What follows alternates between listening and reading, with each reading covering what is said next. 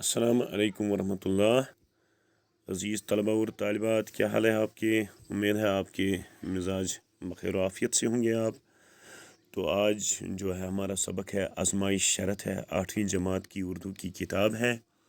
इस सबक को हमने पढ़ा है, इसके सवालात भी हमने देखे हैं, इसके अल्फाज माने वगैरह वो भी हमने देखे हैं। तो आज जो हमारा है इधर वो है पेज सफ़ा नंबर 69, पेज नंबर 69 पे है ये। दर्ज झैल मुहावरात को जुमलों में इस्तेमाल करें। आपको पता है जो मुहावरा होता है उनका एक लफ्ज़ी माने नहीं होता है, जैसा कि मैंने पहले भी बताया है। तो आज इधर दिए हैं 8 मुहावरात, इनको हम अपने जुमलों में इस्तेमाल करेंगे, इनके माने भी देखेंगे। जैसे है फूले न समाना, उल्टे पाउन लौटना, दिल भर जाना, डोंग रचाना, हक्का बक्का रहना, अपना उल्लू सीधा करना, बाग बाग होना या दिल बर्दाश्त होना। तो इनको आइए देखते हम एक एक करके इनको। पहला है फूले न समाना, ये मुहावरा है। अब इसका माने देखेंगे। माने है नहायत खुश होना। अब इसका जुमला बनाएंगे। चूँकि आप शागिर्द हो तो इम्तिहान की आपको ज़्यादा फ़िक्र होती है, उस्तादों को भी ज़्यादा फ़िक्र ही होती है आपके इम्तिहानात की, आपकी कामयाबी की, ज़िंदगी में आपकी कामयाबी की, इम्तिहानात में आपकी कामयाबी की आपको भी फ़िक्र होती है, हमको भी फ़िक्र होती है। आपके जो वालिदैन हैं, जो हमारी सरकार है, सबका जो मेन मकसद है, सबका जो मकसद होता है कि आप ज़िंदगी में कामयाबी हासिल करो। तो इसलिए कामयाबी पे ही मैंने इसका जुमला बनाया है। देखिए आप इधर, इम्तिहान में कामयाबी की खबर सुन के मैं फूले न समाया। इम्तिहान में कामयाबी की खबर सुन के मैं फूले न समाया, यानी मैं बहुत खुश हुआ जब मैंने देखा कि मैं इम्तिहान में कामयाब हो गया हूँ। दूसरा मुहावरा जो इधर है वो है डोंग रचाना, यानी फरेब का जाल बिछाना, किसी को धोखा देना, कोई जाल बिछाना उसको फंसाने के लिए। ये तो अक्सर पुलिस करती है, लोग भी करते हैं। कोई जाल सा बुनते हैं वो किसी को फंसाने के लिए, किसी मुजरिम या मुलजिम को, किसी क्रिमिनल को फंसाने के लिए। तो इधर इस सबक में हमने देखा था कि नौजवान जो है उसने अपनी बीवी को आजमाने के लिए एक जाल बिछाया था, एक ढोंग रचाया था। तो उसी पे जुमला बनाया है हमने। जुमला इस तरह है, नौजवान ने अपनी बीवी को आजमाने के लिए ढोंग रचाया।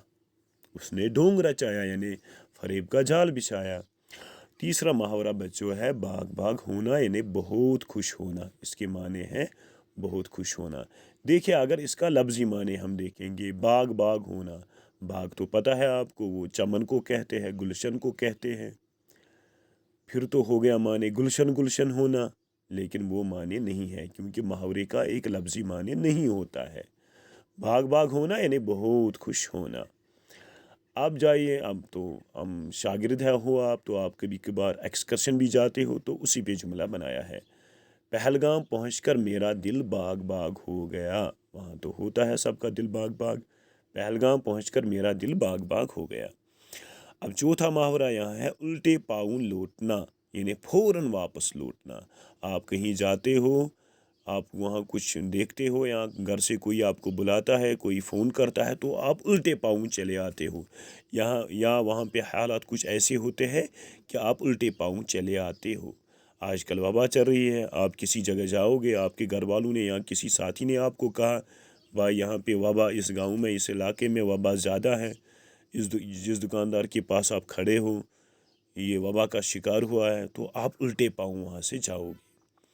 तो इस सबक में लेकिन हमने सरकारी जासूस के मुतलिक देखा, जब उसने अपने दोस्त को देखा वहाँ अपने घर जाते हुए, तो वो फ़ौरन उल्टे पाँव वापस लौटा और जो है पुलिस को कहा कि आप इस दोस्त को गिरफ़्तार कीजिए, मैं इसका सामना नहीं कर पाऊँगा।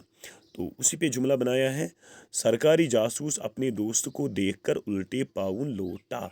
सरकारी जासूस अपने दोस्त को देखकर उल्टे पाँव लौटा। फिर है हक्का बक्का रहना, यानी हैरान होना, हक्का बक्का रहना, हैरान होना। محاورہ جو ہے اس کو بیٹا یاد بھی کرنا ہے، اس کا معنی یاد بھی کرنا ہے، یہ آپ کو زندگی بھر جو ہے ضرورت پڑے گی اس کی۔ جب میں نے سارا قصہ سنا تو میں ہکا بکا رہ گیا، ابھی تک تو مجھے پتہ نہیں تھا یہ واقعہ ایسے ہوا ہے، مجھے تو کچھ اور ہی جانکاری اس کے بارے میں ملی تھی۔ تو ہکا بکا رہنا، جب میں حیران ہونا، جب میں نے سارا قصہ سنا تو میں ہکا بکا رہ گیا یا ہکا بکا رہا۔ اب ہے چھٹا الفاظ ادھر محاورہ، اپنا الو سیدھا کرنا، یعنی اپنا مطلب نکالنا۔ کوئی بندہ جو ہے اپنا مطلب نکالتا ہے، اپنے مطلب کی سوچتا ہے۔ آج کل خود غرضی کا زمانہ ہے تو ہر کسی کی جو مثال ایسی ہے، اللہ بچائے، ہر کسی کی مثال ایسی ہے۔ تو میں نے موجودہ زمانے کو مد نظر رکھتے ہوئے اور اس سے جو ہے اپنا یہ سبق لینے کے لیے کہ ہم کو ایسا نہیں ہونا چاہیے، اسی پہ جملہ اپنایا ہے۔ آج کل کے زمانے میں ہر کوئی اپنا الو سیدھا کرنا چاہتا ہے۔ اب اور ایک محاورہ ہے ادھر، دل برداشت ہونا یعنی غمگین ہونا، دل برداشت ہونا یعنی غمگین ہونا۔ نوجوان نے دل برداشتہ لہجے میں جواب دیا۔ جو وہ نوجوان تھا اس سبق میں، جب جو تھانے دار تھا، جب اس نے اس کو ایک زوردار تھپڑ مارا تو بیچارہ وہ دل برداشت ہو گیا، اور اس نے کیا کہا، نوجوان نے دل برداشتہ لہجے میں